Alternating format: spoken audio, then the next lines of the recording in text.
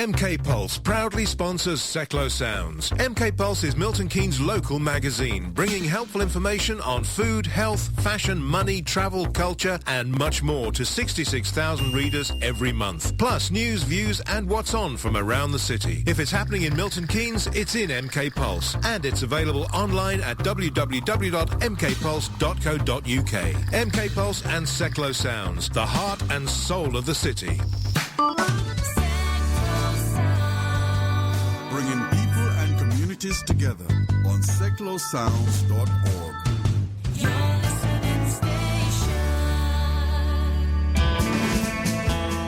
Hello, I'm Mike Barry. And I'm Bob Bluffield. And together with Alan Mullion, we bring you The Grumpy Old Men on Saturday morning between 8 and 10. We take a look back at what's been happening during the week and let's just say discuss it. Oh yes, we do play some good music as well. That's all here every Saturday morning between 8 and 10 on Seclo Sounds.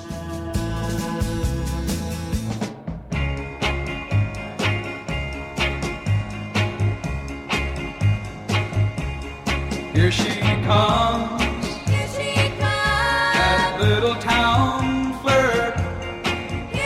You're falling for her, and you're gonna get hurt.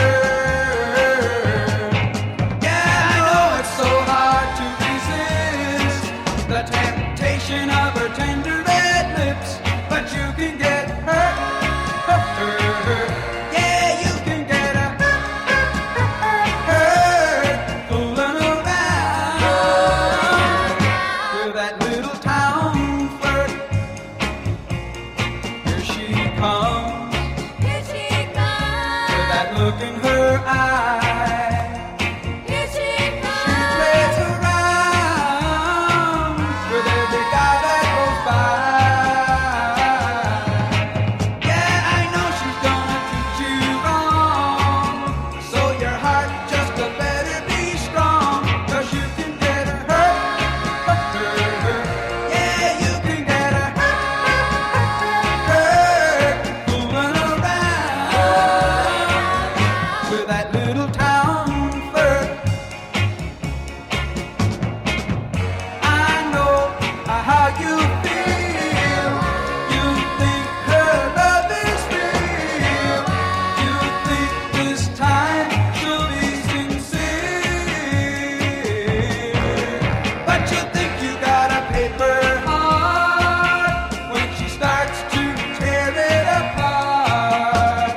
That's when she'll let you go. She comes, just look at that style. She's looking at you, giving you that smile. But I know she's gonna treat you wrong, so your heart just better be strong, 'cause you can get her hurt. Yeah, you can get her hurt. Fooling around with that little town flirt. That's Del Shannon, of course, in a little town flirt here on Seclo Sounds, community radio for Milton Keynes. Time is 4 minutes past 8 o'clock. A very warm welcome to the Grumpy Old Men. I'm Mike Barry. I'm Bob Bluffield. I'm Brian White. I'm Alan Mullion. And together we are... The Grumpy Old Men. And indeed, yes, I think we need to take on board one of our listeners actually emailed in and said we should talk about vacuum cleaners. And good morning. Yes, that was Lynn, wasn't it? Yes, I know. I'm just talking about our research this morning, sort of making all sorts of noises in the Oh, background. there. again. Yeah, I'll have to take his microphone. He's got his out. file index, it's his Rotodex. Well, that's what it is, But yeah, the EU sticking their nose in again with vacuum cleaners. I mean, ridiculous, isn't it? I think so. Have you got the story there? I've got it if not. Oh, please do carry on. Well, from 1st of September 2014, a new EU energy label for vacuum cleaners means manufacturers will not be able to make or import vacs with a motor that exceeds 1600 watts. This is from which magazine? It's also in the Telegraph, apparently. Many of our Best Buy models have motor sizes that exceed this. So if you're in the market for a powerful vacuum, you should act quickly before all models currently available sell out. blah, blah, blah, blah, blah. For the first time, the labels will give vacuum cleaners A to G ratings for energy use, cleaning performance on carpets and hard floors, and dust emissions.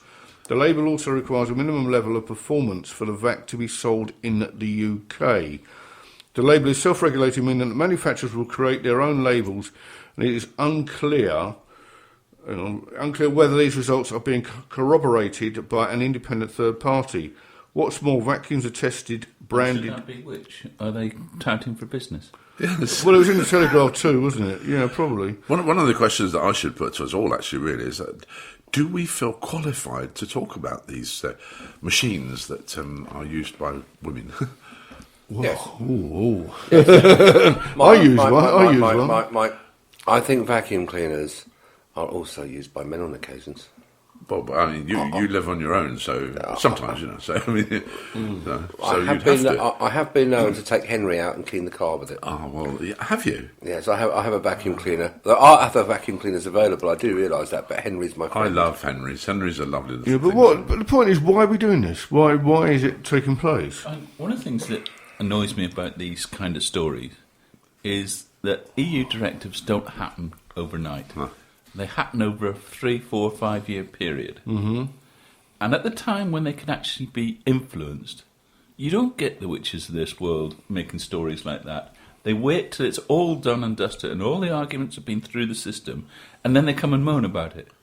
We don't have the debate where we could actually make the effective changes that we could actually, if we have concerns, get those concerns in. And that's part of the problem that we have, is that we wait until it's too late and it's actually being implemented.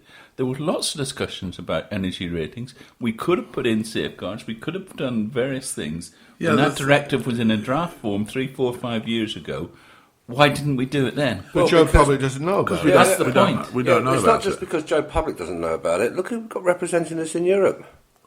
I mean, UKIP, they don't even turn up for half the meetings. They don't even turn up at all. I mean, they get elected to represent me, much against my will, and then they don't actually do a very good job. Well, to be fair to UKIP, it's actually the ministers in this country who are actually doing the negotiating. It's government ministers, it's government civil servants, and they will go and they'll claim credit if it's a good thing, but if it's a bad thing, they'll blame it on the EU. Yeah. And we need to have far more transparency about what our government ministers are doing in the EU.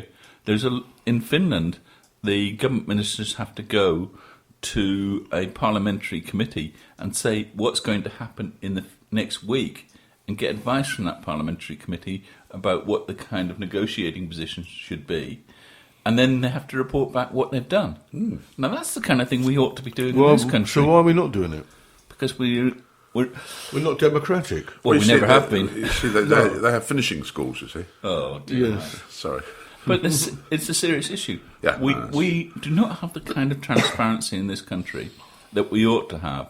We don't have the media reporting that we have. We have media scare stories that want to create a climate. But we should have is a proper debate about what the European Union's about, how you use its processes and how you make effective changes. The kind of core thing at the bottom of this, which is let's get better energy efficiency, is a good way of moving forward.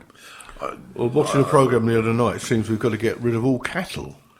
The amount of methane they're putting out, I reckon 1 cow equals 1 car in pollution. You've been watching QI too much. No, I was watching Horizon, as it happens. I don't think one can argue about the fact of reducing pollution and things like that. I mean, that shouldn't be come into the debate, But what you're saying, Brian, you're trying to get to sort of discussion or decisions by committee, as it were, which is because if you put it out to debate, you are never ever going to get to decisions, are you? But we make those decisions every day of the week. We talk about them on this programme every day of the week that governments have made. That's how decisions are made in democracy. Yeah, but in a sense, I mean, I know it's the most talked about show on the internet, the Grumpy Old Men. But we've had very little influence on anybody yet, as far as I can see. We've come up with all sorts of wonderful ideas to solve all the problems in the world. Certainly have. Nothing's happened. No, they're not listening. No, why not? Why not? We haven't got enough listeners. Ah, is that what it is? Yeah, we need a few more million. Right, okay. But, so the dust busting thing is signed, sealed and delivered, yeah? I thought Dave So Lewis- buy your vacuum cleaners now. Well, I imagine I bought that one for you though, for a this couple of weeks ago. legislation can't extend itself to industrial vacuum cleaners. Well, I don't know. So I suspect there'll be a new market created in industrial vacuum cleaners for home use. Yeah? And that will totally circumvent the ridiculous piece of legislation and make it completely irrelevant, as is most European legislation of its ilk. Well, I mean... Say it again? No, you won't say it again, because I was listening, you weren't. But it's just like that stupid thing that came out years ago about straight bananas, wasn't it? Oh, God. Have you ever seen a straight banana? But again, that was a made-up newspaper story. No. No. Are you telling me? Oh, No, come on, I- Brian. come on, Newspapers Brian. tell the truth. Brian, you're an ex-MP, you're an ex-mayor of Milton Keynes. How can you possibly say such a slanderous thing that newspapers actually make up stories? Of course they don't. Sorry, I got it wrong. The Daily Mail never tells a true story unless it has to. I must say at this point... Allegedly. Allegedly, yes. I must say at this point, listener, that it's 11 minutes past 8 o'clock, but the views put out on the Grumpy Old Men are purely our own personal views and nothing to do with seclosounds.org.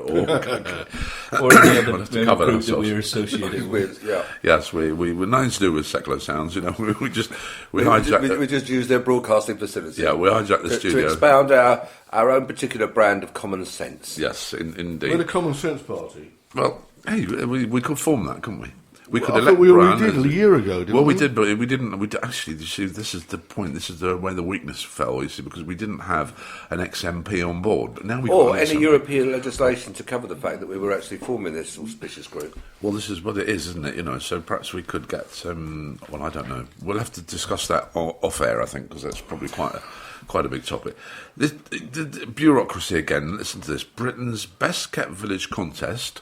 Do you know what? Apparently, it's a threat to wildlife, because the contest will be contributing unwittingly to the decline of insects and birds. Yes. Strict judging criteria forces parish councils to overmow grass, cut back hedges and remove features that include compost heaps and piles of logs. Conservationists have warned. They said that this could be contributing to a decline in bees, butterflies and some species of birds, as their natural habitats were cleared to meet demand by neat and tidy villagers. Absolutely, and people, it's not just villagers, it's people in their own gardens that have these immaculately manicured gardens. That doesn't leave any opportunity for wildlife to extend itself. I mean, where will rats actually have to hide if you don't actually have next door- nice little next door places neighbour- for them? When the neighbours put their rubbish bags out Yeah. too early. Oh, that's where you'll hide them. next I door just knew neighbours. that- I knew to be somewhere, but I have been round to people's houses and I thought, well, wildlife doesn't stand a chance here. Of course, I've got other neighbours where wildlife stands every chance. Yes, I fact, they're wildlife I have one themselves. particular neighbour where wildlife thrives. Of all sorts. Even in your back garden, wildlife thrives. In doesn't my it? back garden, I tell you what, I've had a really exciting. It was last year. It was really exciting. I had 3 hedgehogs. Yeah, Right. and they're quite nice actually. That aren't is they? good because they are dying out. with a bit of butter. I had on 3 them. little baby hedgehogs, and they were born in my garden. Oh no! I don't know what this conversation is about. I don't know what a garden is. Have you not got a garden? I don't venture into it. That's my wife's territory. Oh, well, my wife, I venture into it, but my wife does all the work. But our neighbours they've got gravel down instead of they haven't got any garden. They've good got idea. gravel and stuff like You that. put tubs in it then. Well, they don't do that because they've got dogs. So Maintenance-free gardens. Yes. But for those of us who suffer from hay fever, gardens are a... We go plastic gardens, right? I did see a wonderful Friends of the Earth leaflet that said that every garden should have a little corner tucked away where you just have a sort of a slightly rustic area with some dead leaves and That's some what I do in mould and mine. some bark and some twigs. But then again, that's where Milton Keynes scores, because one of the things that we have developed in Milton Keynes is wildlife corridors. Yeah. And they are a brilliant idea, and they really do work. And hats off to the council and the Parks Trust for the way they maintain them. I absolutely agree with you, although my views on the Parks Trust are somewhat jaded with their... Well, this is it, isn't it? Yes, you don't like the Parks Trust, do you? The Full closure Well, of the Woolen shop, which is a nuisance. I think the closure of Woolen shop was bullying. I had to go all the way to Gifford Park. It's got nothing to do with the And Parks the poor Trust. old, the It poor is old the Parks ladies. Trust. The Parks Trust sold it off to private individuals for capital gain. There's a lot of people there. These old people live around that shop who've got nowhere to go now. Where are they going to get their I shopping? did a forensic investigation poor into old who people. Well, bought that. they're in Zimmer frames and Poor old people. scooters. Oh, my heart Well, you're bleeds. getting there. You're getting there, Mike. I'm getting there. You're getting there. I'm past it, mate. You know, but just because Past it long. yes, thank you. Just, In fact, you're so past it, you're coming back. You did leave yourself open for that one. I did indeed. He's going to come and haunt us now when he's gone. Just you know, the fact that a shopkeeper who ran a very, very successful shop for several years decided that he actually wants to retire and live the rest of his life in comfort. He didn't. So he sold his shop for a nice he little didn't. packet. No, No, he you're didn't. going to tell me it's different now. He was, It was the forced Parks out. Trust that forced him out. Yes, Yes, it was. the Parks Trust forced him out because they wanted to have a recognised branded shop. That's absolutely correct. Rubbish. It's It not isn't rubbish. I was at the meetings, It was at the Mike. meeting. I've seen the correspondence. Oh, you've read it in the paper. In the No, I haven't Citizen. read it in the paper. I was Somebody I close was to me, a not far away, participant sent in me the the correspondence. negotiations. It's all your fault. It's partly my fault because I didn't push hard enough, I suspect, and that's because I didn't actually take the Parks Trust to a legal remedy because I can't afford to. Otherwise, I would have done. A legal Oh, remedy. legal remedy. My word. It's like a prescription, doesn't it? A legal remedy. Yeah. Well, Mind you, it's you can't it's what rich people do to get their own way. Absolutely right. I Well, couldn't agree with you more. Like Bernie Ecclestone, eh? You know. Yeah. Well, that wasn't a bribe. That was a payment. A payment. It's allowable in Germany, he said last night on the news. Well, it says, yeah, Parks rules. Trust AGM's coming up in October. Ah, And it's up to if Bit people late have now. Bit late. if people have concerns about the Parks Trust to make them aware of it. Yeah. If you can afford You see, to. they can only... No, nothing to do with affording it, you know. It's democracy. Well, what yeah. about... Let's change the subject, shall we? What No. about this... No? Oh, all right then. Okay. Go on. I was going to bring up this... To hell with that democracy. The police stuff. are being called to answer questions there, aren't they, about their behaviour on this Cliff Richard raid? Oh, I wonder whether That that was going is to... the most outrageous Well, behaviour on they're behalf saying of the the police. BBC are saying, well, no, the police are saying we didn't tip off the BBC. Well, who did then? It doesn't really matter. I mean, we can play tit for tat. Did the police get involved? Did BBC get involved? The pair of them should be shot. Absolutely right. I mean, a man in this country should be innocent until proved guilty. He was tried and convicted by the BBC and the police the minute they publicised that to the extent that they did. Yeah, and the jokes are already starting, aren't they, on the internet already? I mean, poor old Cliff Richard. I mean, you know, if he was guilty of something, I have no problem with him being taken to task over something that if he did something that was inappropriate.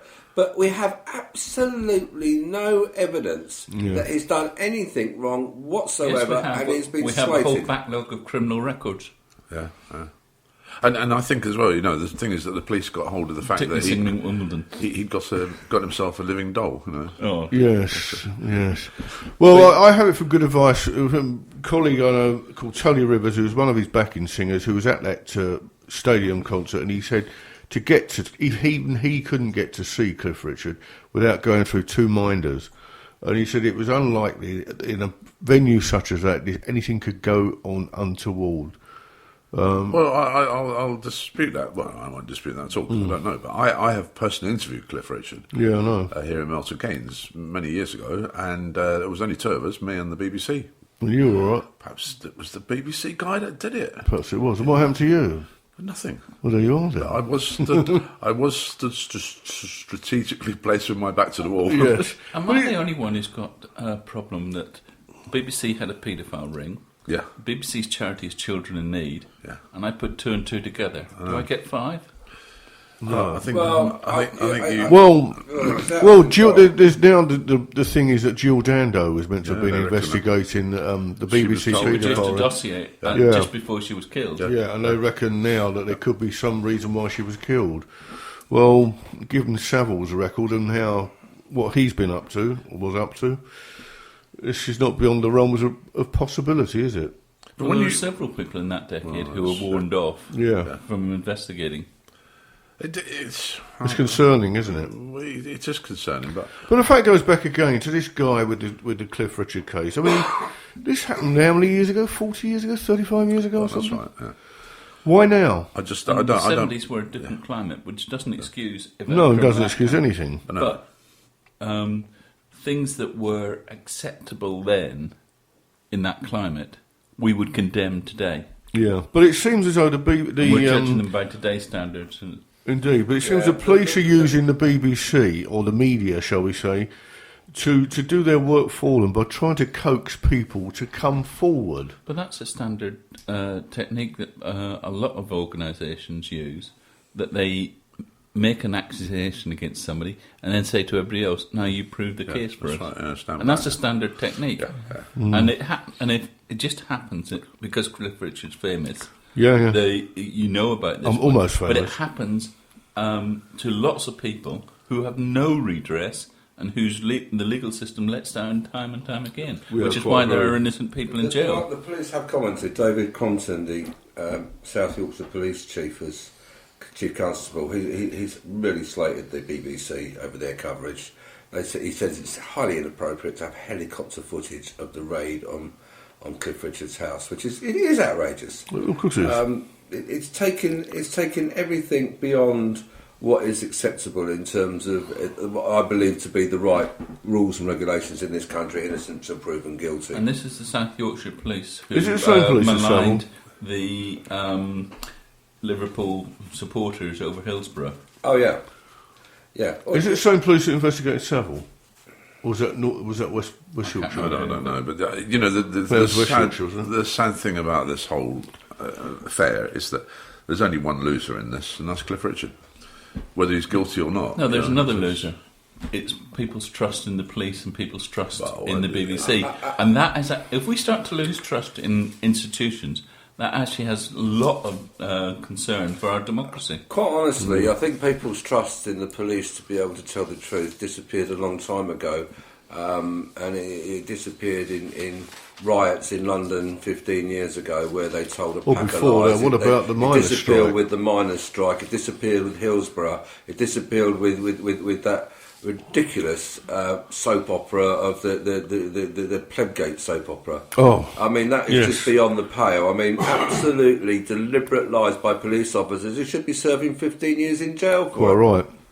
And they get away with what they like. So my confidence in the police as an organisation, to tell the truth, is zero. My confidence in the individual policeman on the beat is actually quite high. I think we're very lucky. We've got some really good policemen in this country who call it fairly. I've had lots of interactions with the police over the years. Well, it's at the top, isn't it? And I think the vast majority of them are fairly good guys. But there is a corrupt element in the police that is it just lies instinctively. It can't help it. But at this point, I think we ought to say that Milton Keynes has just lost its top cop in Barry Halliday, who's having to retire. Yeah. And I think he did a really good job for Milton Keynes. It's a major loss to Really Milton nice Keynes. guy, actually, yeah. Really nice bloke. I had the good fortune to meet him at a breakfast club once, and I was surprised at how down to earth he was. He just a realistic Was he copper. retired on Ill Hills or something? Yeah, well, mind you, the new guy that's taking over, Jazz, is a good guy as well. Yeah, who's that? I've met him. Yeah, he's. have you? I haven't had the. He's in Aylesbury at the moment. He's in Aylesbury at the moment. Yeah, he's coming up to Milton Keynes, but And again, he was a copper in Milton Keynes some time ago. He's not a career copper then. He's one that's got through the ranks, not one that's gone He's one through. that's risen up. Yeah. You see a lot of them haven't now, have they? But you take the local papers this week, and there's sort of footage in it. It's about some still photographs of policemen, sort of kicking kids down at a rave outside in Emberton. But I mean, again, sensationalism. That's all. Somebody's got an extra crime Yeah, problem. but I've been beaten up by a policeman. Have you? Yes, I have been. Why beaten was up that? by- Well, because I called him a name. When was this? I was about That was last 18, week. 17. Oh, you was a yobbo. I was a young gentleman. You were a and mod, were you? A mod or a rocker? I suggested that he might have something to do with pork. And he got me in the back of the car and gave me a good slapping. And I've never forgiven him because he was a bit over aggressive with it. Yeah, some can be, can't they? Yeah, no, he was. I mean, he should. With the benefit of reflection, I was a youngster, right, and I was being a bit cocky, absolutely, right. But I didn't deserve the kicking I got from him. Maybe a slap round the chops or something. But his kicking was somewhat excessive. I think we could probably enter into a long debate here about the fact that Alan's just said he was a youngster. I just don't believe that. Yes, the 1980s are back. Hi, I'm Dave and I play the music from the 1980s. Hi, I'm Charlotte and I play the music from the 1990s. Classic 90s grooves. So join us each and every Saturday between 10 and midday. For double decades on Seclo Sounds. Seclo Sounds. Hello, I'm Jim Cleland, and every Tuesday between 9am and 12pm on Seclo Sounds Radio, you can hear all things MK. We have local news, sport, weather, traffic and travel, and lots of music. I'll be talking to local people about fitness, health, what's going on in Milton Keynes, our diverse community, local businesses, and much more. Join me, Jim Cleland, for all things MK every Tuesday between 9am and 12pm on Seclo Sounds Radio.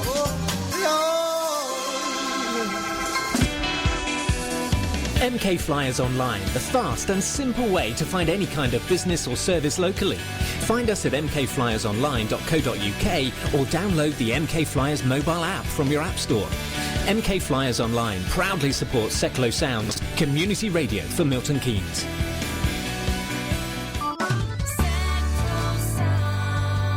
Bringing people and communities together on seclosounds.org.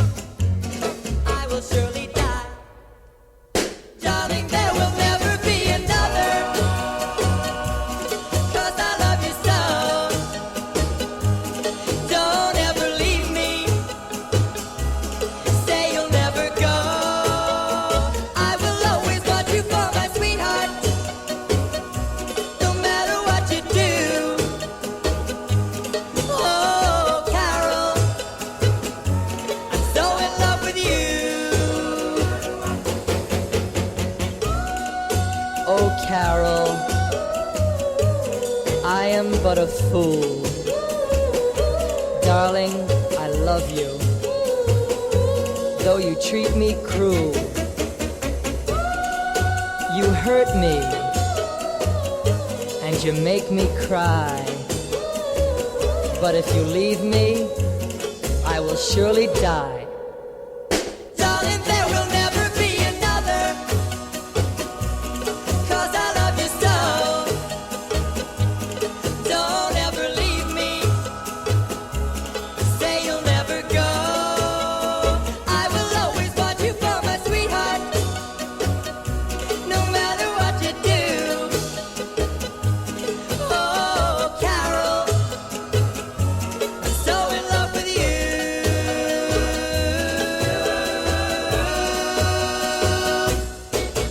Right, we're back on air now. Then you see, that was Neil Sedaka and Power mad, Michael, power mad. Yeah, the thing is, Bob, I can be power mad because I have got the knobs in my hand. I you know, see. but I'll have the knobs in a couple of weeks' time, You won't will I? But indeed. you won't be here, unfortunately. You will indeed. I will be listening, though. Don't worry. I will Ah. be listening from afar. So there you go. Talking about police, as we were, you know, the health and safety bill hits nearly £600,000.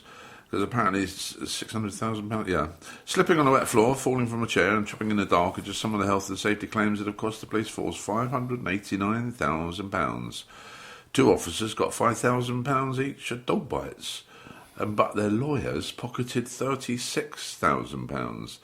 This is the thing, isn't it? West Midlands Police released figures yesterday for the past year showing that 26 officers were awarded £328,000.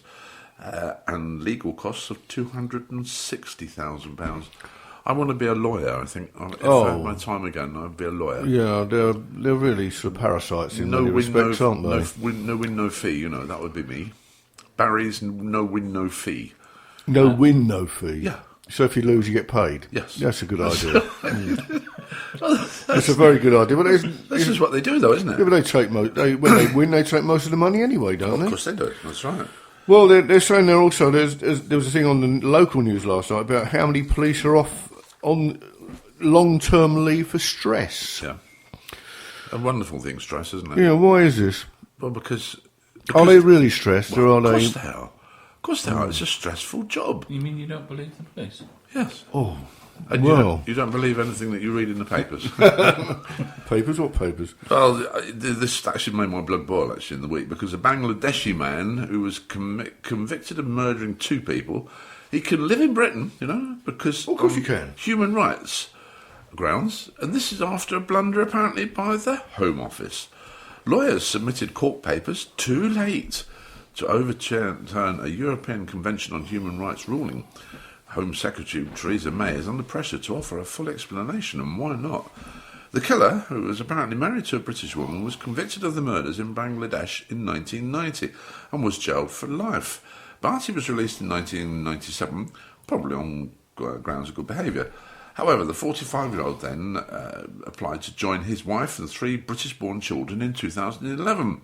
The Home Office rejected his application, but the man appealed successfully in an immigration tribunal on the grounds of right to private and family life. And given that is very rare, that the immigration tribunal will side with the person making the application, because the majority of them are turned down. We don't know the full circumstances of that. We know what's in the paper. So I'm very loath to judge people based on a newspaper headline when you don't know the full facts that are presented in court. Yeah, I mean, I'm not necessarily judging the person himself, because maybe if he did get out on good behaviour and all this, perhaps he's good, and we don't know the circumstances behind the murder, although, of course, there's no justifying anybody being allowed to go around murdering people. But this business of, the Home Office blunder because the lawyers put it in too late and things like that. Why don't the newspapers name the 2 lawyers? Yeah. And say, exactly. It was this man, that man, or woman, or whoever it was. And why doesn't the Home Office and the Civil Service actually hold individual civil servants to account? Yep. That's part of the problem. Is we quite rightly have in this country that the minister takes responsibility. Perfectly reasonable. And I think that's right for policy. But when operational things go wrong, there ought to be some system of accountability for the people who are actually doing the operational side. This is what I would like to read in the paper. I wouldn't like. I mean, I've no interest really whether the man's got his human rights or whatever. I would like to read the headline. That the 2 lawyers were sacked or suspended for 3 months or lost. That law firm was never re-employed. Yeah, that's right. It was probably CPS, wasn't it? Well, it doesn't say, who it was, but it just... Well, this is what happened in Al Hanza, wasn't it? Abu Hanza. Abu Hanza. Yeah. They got the appeal in too late, didn't they? Well, yeah, no. Well, initially. No, what happened for 8 years, They had it until a certain date, and Theresa May thought it was the day before. That's right. And it was actually the day after. So she said, we've won, and the lawyers then got the application in on the last day. And she had to eat humble pie. Well, how can they not be clear about dates? It doesn't hold water, that, does it, really? Well, depends where you start from. That's the problem. It depends where you start. Yeah. So, we've got all sorts of things, haven't we? It's like the law itself about applying for your road fund licence. Apparently, if you do apply for it and it's runs out. Your tax list runs out, you won't be prosecuted. But the thing is, the prosecution, A, doesn't come from the police, it comes from the DVLA. And secondly, there's 2 offences. One offence is not having a road fund licence, which the DVLA will prosecute you for. And the other offence is not displaying it. Yeah. I mean, I know people who've had their licence, the son and it's dropped off. That will soon not be needed. It won't from October, that's right, because it's we don't need it. But again, and I think that people don't realise and appreciate that this is Big Brother. Well, hang on a second. You got the renewal of car tax is one of the easiest things to do online. Oh, absolutely. Yep. And it is an example of a really good civil service computer system. Yeah, but for people you'll not never see online. you'll never see anybody say what a good system that is in the press. No. The moment something goes wrong with it, it'll be headline news. Well, not everybody's online, though, are they, of course? But people have access to libraries, and one of the things that we need to do is to make sure that people are have the access, and we don't create a two-speed country. There's not very many people who have got cars who are either not online or they haven't got somebody, friends, family, or somebody like that, Or a library. or the library. Yeah. I mean, in here in Milton Keynes, if you haven't got a computer, you can rent one from the council. Will let you actually have one for I don't know, what is it, £2 a week or something? Really? Yeah. I mean, which I think is a wonderful thing, because I do believe that it's a human right now to have access to a reasonable internet connection, and I believe if the European Court of Human Rights actually did something sensible, like made that a actual rule and regulation instead of messing about with vacuum cleaners, which are about as much use as anything in terms of education. Sorry, Alan, you've just conflated three different totally Absolutely. things. Yeah. Absolutely. This is the trouble. This is the man in the He's straight. been, he's been political. Yeah, he's I'm not trying. being political. He's winding me up because he knows I'm a pedant for this. Let's go back. I do realise that some people get overexcited by the detail involved in any particular argument, but I'll go back to it. I do believe that the European Court of Human Rights should make a decree that it's a human right of every child in Europe to have connection Reasonable. to the internet. Yeah. Reasonable connection to the internet, because otherwise it's failing them from an educational standpoint. It puts them at a distinct disadvantage. Oh, And I don't think anybody absolute rubbish. It's not rubbish, Yes, Mike. it is. You know damn well it's absolute not rubbish. rubbish. You're an agent provocateur this morning. No. Cut me off in my prime. Listen, I'll tell you something now. You'll turn my microphone off in a minute will, and I will. put a piece of music on and I'll put a Cliff Richards. That's right. I'll just cut you off in your prime. It could be even worse. It could be Jim Reeves. I mean, I'll tell you. I'll put him on. Yeah. I'm actually very proud of it because one of my granddaughters got their O-level results yesterday on Thursday, and she had two A's, 4 B's, and 1 C, and she hasn't been to school for 5 years. She was self-taught. So that's quite incredible, isn't it? It was made me very proud. She's now going. And how much of that education did she get from the internet? She didn't get much from the internet at all. She didn't get much from the internet. Okay, so But she got some. Yeah, and she got some from me as well. Oh well, that makes it all good. Yes.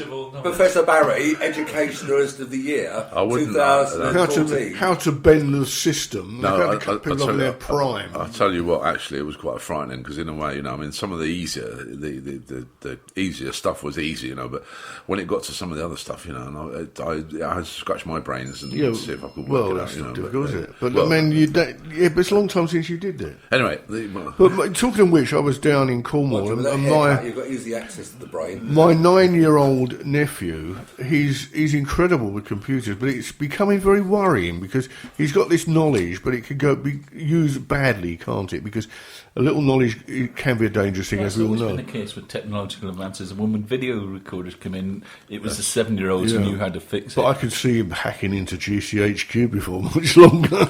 It's an interesting piece of technology. It's dangerous. That is going to change all our lives a little bit. What's that? The pen. I've got several pairs now of glasses that have got built-in video recorders. You haven't?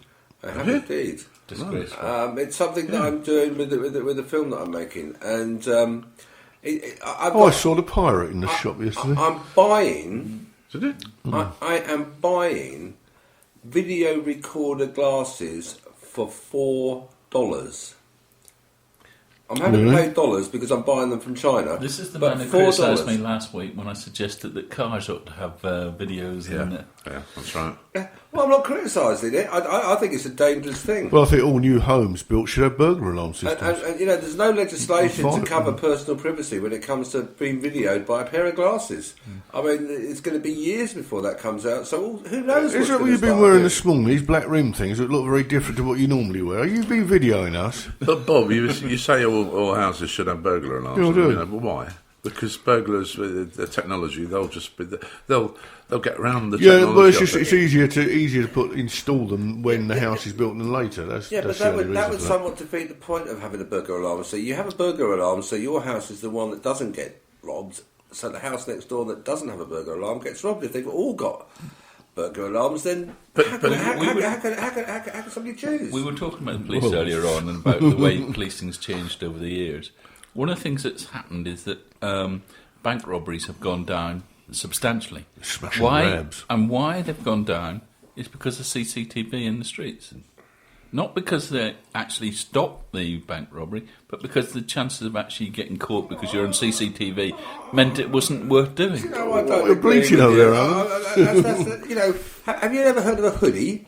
The reason why banks have gone, bank robberies have actually increased. What they've done is they've gone from a bunch of men walking into a bank with a shotgun, which isn't very effective, to actually doing it online en masse, and the banks are losing billions. My name's Bonnie. This is my wife. Far more money. They've lost far more money through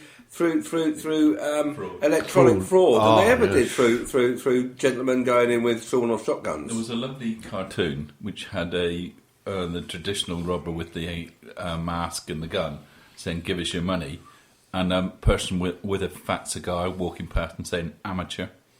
Yes. Do you want the weighing figures? Oh, let's get them out of the way. Bad news, guys, this week. Mind you, we haven't had a weigh-in for a couple of weeks, and I think Brian... Alan, yours was 3 weeks, wasn't it? Yeah, 3 weeks, and 3 weeks. I'm embarrassed. I'm ashamed. You've put on £7, Alan. Yeah. Mike, you put on 3. Oh, yeah. I put on 2, and Brian has only put on 1. But still Brian put it leads on. the way again. Well done, Brian. Yes, Weeks of not putting on any, Brian. And yeah, I mean, I went for a walk last week. That's disgraceful, mate. I went for a walk yesterday, first one in about 4 weeks. It was, yeah, because I was told that it was about a mile. That's the distance between the centre of Great Yarmouth, not Scarborough. Yeah, and then you couldn't get your fish and chips. And the race course where I was actually staying. I was stabled there, and yes, and I was told it was a mile, But I'll tell you, it's the longest mile I've ever done in my life. But talking about the seaside, we actually don't. 8 furlongs. We don't like to be beside the seaside, don't we? Because apparently a quarter of Britons have never visited. A quarter of Britons have never visited the UK coast. Don't believe that. And a third have never swum in the sea. That's according to a survey. Well, that's because you're not that far from the British coast, wherever you are in the UK. No, in fact, we are. With the exception of Milton Keynes, which happens to be about the furthest place away. The furthest point is actually in Woburn Woods, apparently. No, it's not.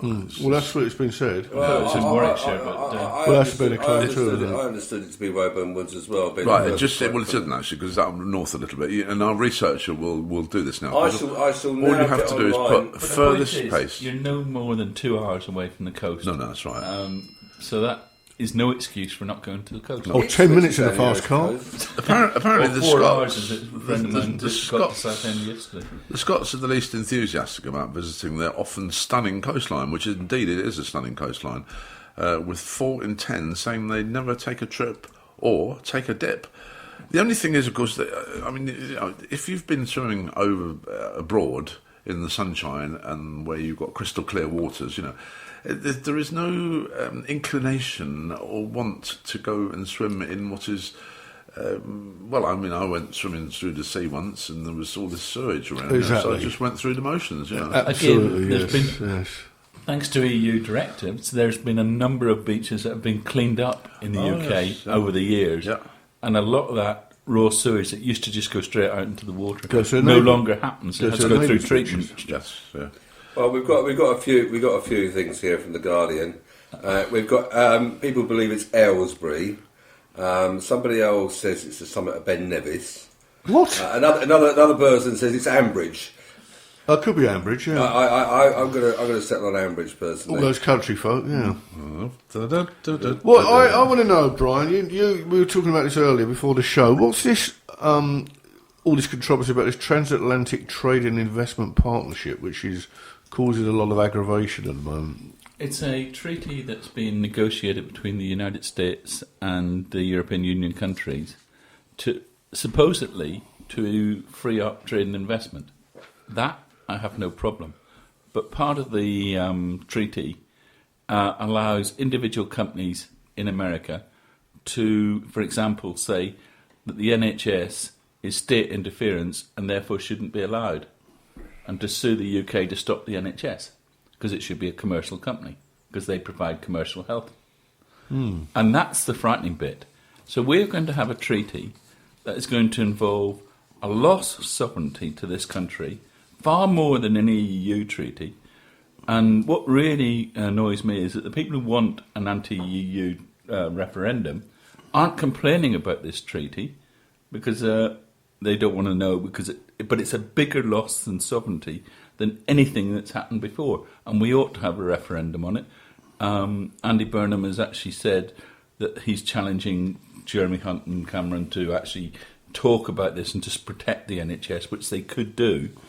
And it's important that people understand that it is a real danger to our way of living, and we've got to make sure, not stop the treaty, but make sure it's amended to actually protect our way of life, and that we don't have American companies suing us and taking us to a court that a secret court that will say, oh, you can't do that. So I think it's really important that we have this debate, and it is quite frightening when you read the small print of what could happen to this country. Like what? What could happen? Well, as I say, a commercial company, if you look at the North American free trade thing, US companies took the Canadian government to court because they were actually protecting some environmental protection. And they said that was anti-competitive and therefore against the interests of the Free Trade Association. So it's like a cartel, in effect? Well, it's basically giving up sovereignty to corporations, international corporations. Right. And that's what's wrong with it. It removes people's right to actually put in legislation in their own country or across the EU. What led this to be drawn up? Sorry? What led this to be devised? It's to actually increase trade, and it's to increase investment, and it's to make sure that we're more prosperous. That's the theory behind it. What I don't understand is just the basics of contracts. And the fact that we've got all these answers in our own hands. I mean, there's a legal ruling apparently that the government must pay nearly £224 million to a US defence firm for terminating a border control contract. The payment to Raytheon Systems Limited includes £50 million damages and £38 million in interest. A tribunal ruled that the process used by the now defunct UK border agency to scrap a deal to supply the e-border system was flawed. The system allows travellers' details to be checked on the database. So, you've got this fantastic computer system, which we contracted into. They find it doesn't work, so they scrap it. Or they've never used it. But we've got to pay a forfeit, $224 And that comes down to the contract negotiations that the department had when they awarded the tender. Exactly, but this is going back to... And one of the problems is, because that's the minutiae of detail, people don't look at it thoroughly. Right. And you do wonder what board of directors those people who negotiated the contracts end up in a couple of years' time. But again, doesn't it go back to what we originally were saying about the fact, that this thing of shares should name names, should name the names of the head people and all this stuff, rather than the fact that... On that one, I think it's perfectly reasonable that the minister who signed off that deal should take the responsibility, because that's a deliberate decision to do that deal. You then have a number of officials that was a Labour minister. Even if it was a Labour minister. Oh, my God. But it's about the principle of ministerial accountability. Yeah, whatever next. But hang on a minute. Well, it doesn't matter which government's in power. Hang on a minute. It's about ministerial accountability. I know, but you're a minister if your department, and you have a team of very, very highly skilled and qualified staff underneath you in the civil service. And if they come along to you and they say, right, Minister, will you sign this particular piece of paper, sign this contract off, and the Minister says, well, is it all signed, sealed and delivered, and, is it waterproof and all that? Oh, yes, Minister, of course it is, absolutely no problem, Minister, See, I don't think that really the Minister should be the one who suffers for it. Well, Mike, that's a bad way of looking at things, mate. If you've got the job of Minister, you're getting paid, you've got the privilege. It's your job to ensure that if you sign a piece of paper, that piece of paper is sound. And it's your job to investigate, query, to challenge the civil servants that are producing that documentation for you and get them to prove elements of it. It's going to be difficult to read every small piece of detail in every contract that you ever deal with, but you've actually got to go through and take a random sample of elements of that and go through it with a fine-tooth comb. And quite frankly, I don't think that happens. I think they just get told to sign here, and they do that. They get a pile of papers in the morning, so big that they've got no chance. Or in the evening. And it's about a foot high. Yeah, it's a foot high, and it says sign here, sign here, sign here. And they haven't got a clue what they're signing. And they probably That's not fair. There are ministers of all parties who are very conscientious, and there are others who just sign. Yeah. As you get it anyway. And we have. I mean, when are the British government, whatever power, whatever flavour they are, when are they going to realise that they cannot procure information technology? They have cost us, the taxpayer, billions and billions and billions of pounds. The supercomputer for the NHS, the border agency, the air traffic control. Yeah, you just go through it. The list is endless, and we're talking hundreds. Your interest here, Alan. My interest is very clear. I'm a taxpayer, and I see my money being urinated down the drain by people incompetent of being able to... And you're working for a company that deals with the NHS. Well, we all do in some respects. I mean, I can't think that's relevant in any way, shape or form. I mean, it's in my interest of the company. If they give us huge contracts for things that don't work, that'd be absolutely bloody marvellous because, I'd make lots of money, but that's not the case. It's got nothing to do with who I work for. It's got everything to do with the fact that I'm a taxpayer. It's why I got into politics, because I was so angry at seeing so much money wasted as a result of where I work. But nobody gets brought to charge over this, do they? Nobody stands... I've got to take Alan to task here, because this is... he's just said to the world, he said, this is how I got into politics. No. I'll tell you the truth about the mechanism is as a result of a bloke called Mike Barry. I'll tell you the truth about that. Yeah, it was me and Alan sitting in the Dolphin pub in Newport Pagnell, and him saying, it sounds all right about us being a councillor. I think if you're a councillor, I'm going to be a councillor. Yeah. So he did. Yeah. I must say, though, he did get onto a higher position than me in the council in Milton Keynes because he was a cabinet member. Yeah, he must have been. I never got that privilege, No, well, but you did make it to be the mayor, Mike. You did get to wear the bling. I tell you what, he loves the bling. That was good, Well, I've got this hang up, haven't I? But and now you're a mayor again. It's even better when his wife can't find her bling because he's locked it in the safe. Yeah, she I think you're addicted to bling. £3 billion is the judges' pension gap. The judges, they've got a platinum-plated pensions and could cost the taxpayer, that's you, right, £3.4 billion. That's the amount their pension fund current liabilities, according to the latest accounts. The scheme, one of the country's most generous, has been dubbed platinum-plated as judges make negligible contributions and can retire on an index-linked half salary after 20 years. They can also pocket a lump sum of double their salary. So I'm not only going to be a lawyer, I'm going to be a judge. Is this why our friend Terry's become a judge then, do you think? Well, I think so, yes. We both know a judge, don't we? We do indeed. Yes, it goes back quite a long time. He's a good old boy, though. Yeah. Hey, gentlemen, I've just... he's a people's judge. Just come up with a little bit of information about the furthest place away from the coast in England. Yeah. And it's just outside the quaint village of Cotton in the Elms, in the small farm. It's in Derbyshire. That's right. And it's nestled in the grand, verdant fields of grand trees, which is whatever that is. However, the Church Flats farm is special. The Ordnance Survey has calculated that it's the furthest point from the sea in the UK. To be precise, the identical point is 1 mile south of the farmhouse occupied by Henry and Joyce Backwell. So just How 1 far mile. is it? How far is it? You haven't calculated that one yet. I'm going down there. It's 70 miles. Is it all? Some 70 miles. Yeah. Oh, 3 days then. 3 days by horse and car. So it must be a piece of sea nearer than 70 miles to Milton Keynes, which would be Ipswich. No, it would be King's Lynn, somewhere around about there. Really? As far up as that? No, it's Ipswich, mate. It'd be Southend. No, it's No. Ipswich.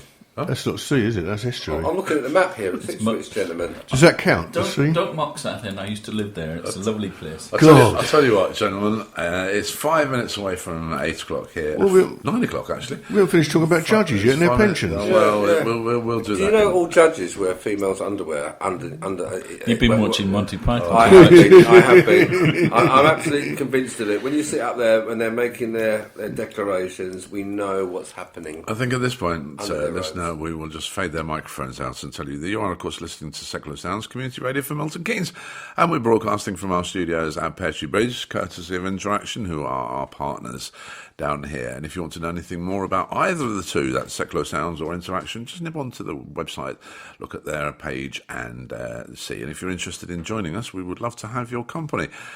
Just send us an email to radio@secularsounds.org if you'd like to be a presenter or a producer or a technical operator or anything that involves community radio station. We'll love to hear from you.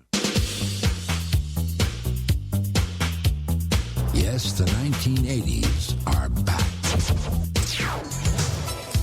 Hi, I'm Dave and I play the music from the 1980s. Hi, I'm Charlotte and I play the music from the 1990s. Classic 90s grooves. So join us each and every Saturday between 10 and midday. For double decades on Seclo Sounds. Seclo Sounds. MK Pulse proudly sponsors Seclo Sounds. MK Pulse is Milton Keynes' local magazine, bringing helpful information on food, health, fashion, money, travel, culture, and much more to 66,000 readers every month. Plus news, views, and what's on from around the city. If it's happening in Milton Keynes, it's in MK Pulse, and it's available online at www.mkpulse.co.uk. MK Pulse and Seclo Sounds, the heart and soul of the city. Bringing people and communities together on seclosounds.org. Dum dum dum dum dee doo ah. Ooh yeah yeah yeah yeah. Oh oh oh oh ah. Only the lonely, only the lonely, only the lonely. Dum dum dum dee doo ah. Know the way I feel tonight. Only the lonely know this feeling ain't right. There goes my baby. There goes my heart. They're gone forever. So far apart. But only the lonely know why I cry. Only the lonely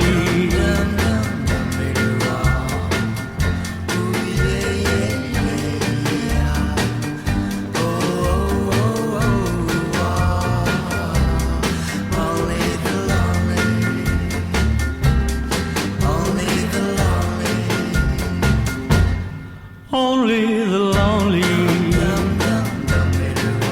know the heartaches I've been through.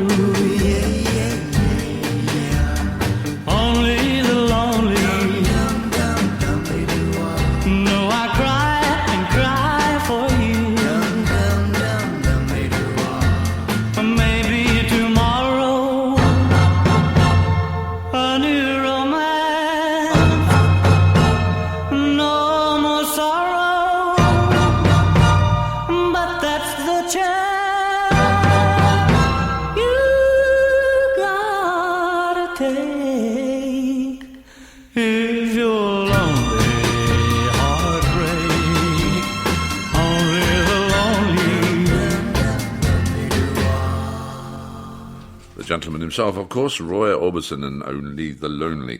Well, I hope you're not lonely this morning because you're with the grumpy old men. Me, Mike Barry.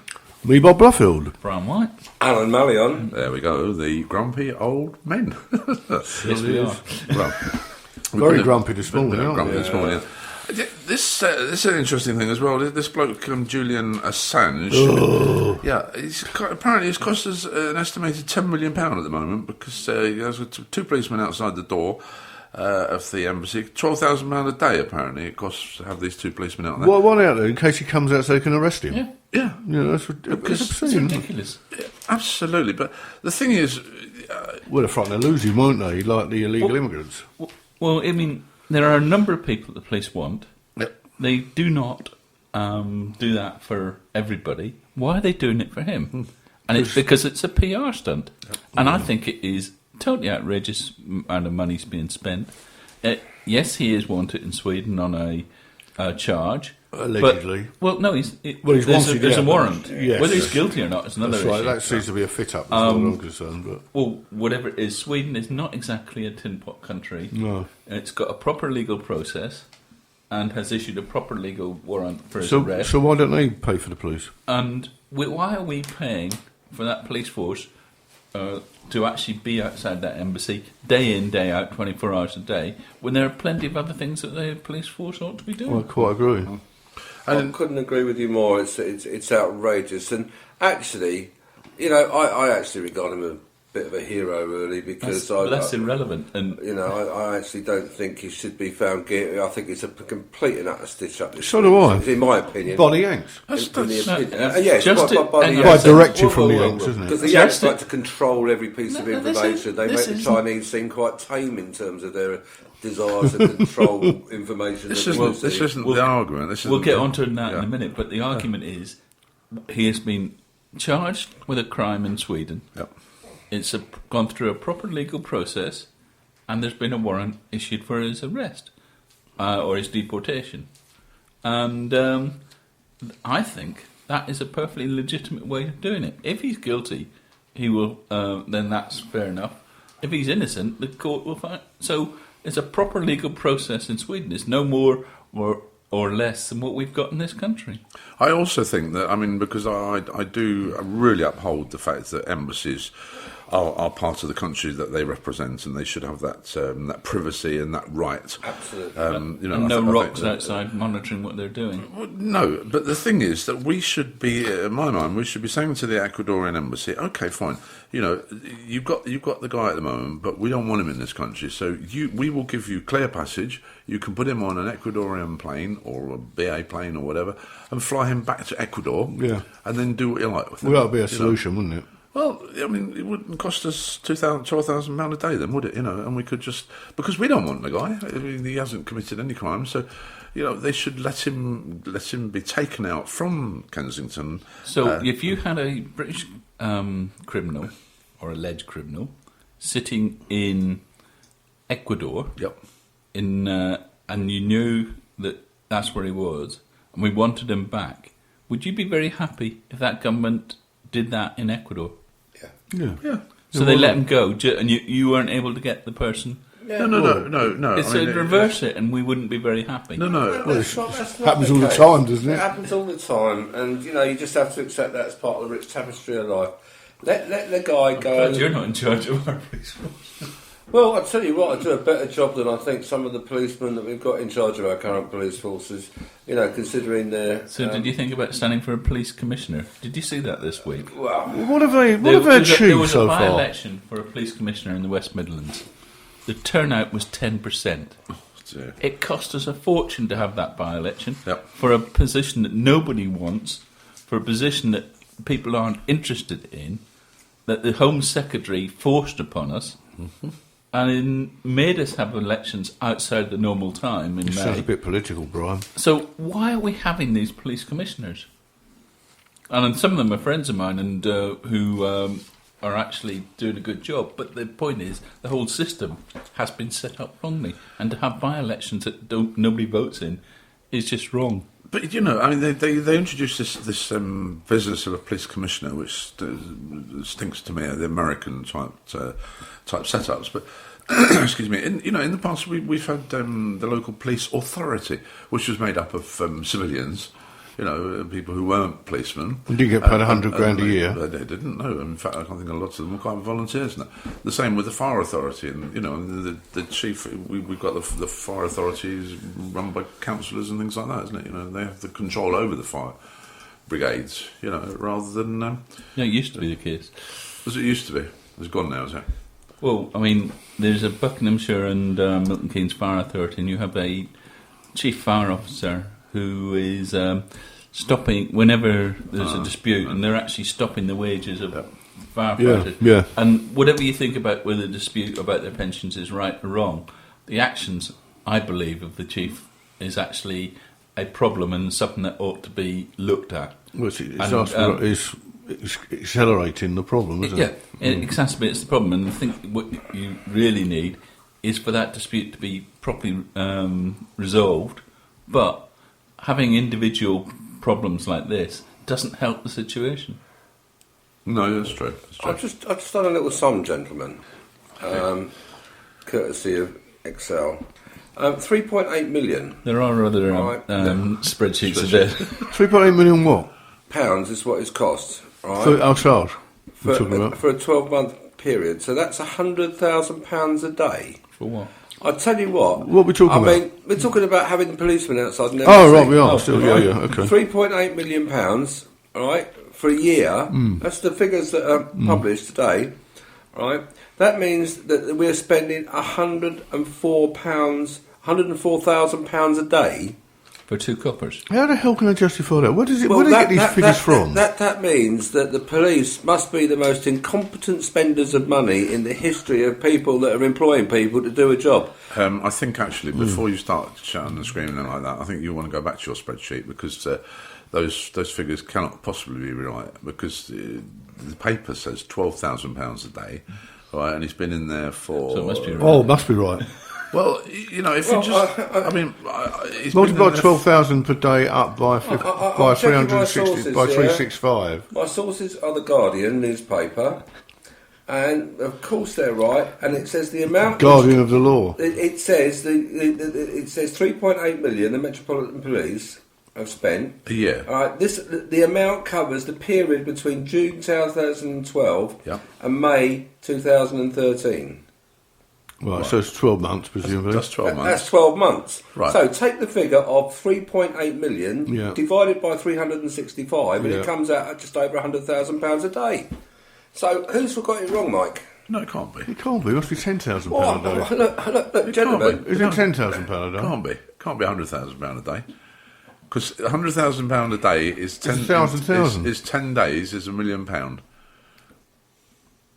That's so you see and there are other spreadsheets as well, I think, you know, but I think the sums are wrong there. I think the sums are wrong somewhere. Yeah. I think it's 10,000. Yeah, 10,000 a day. 10,000 a day. Yeah, but still, it's in the same Which ballpark. is still, it's still a lot of money, isn't it? Yeah, I mean, this paper says 12,000, you know, but I mean, it's still a lot. Plus there's VAT on top of it. It's, that's what it is. It's VAT. That would work out right, wouldn't it? Yeah, it's the VAT. So, sins always come back. I used to work for VAT. I wrote the VAT system.